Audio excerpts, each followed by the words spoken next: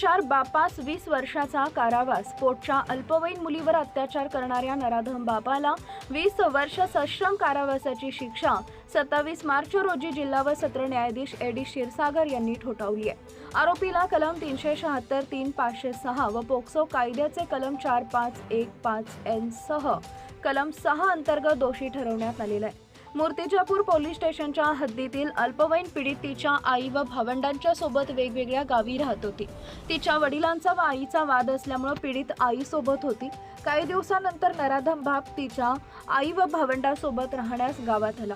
घटनेच्या काही दिवस आधी आरोपी हा बाप पीडिता, तिची बहीण व भावाला घेऊन मूर्तिजापूर हद्दीत राहण्यासाठी आला।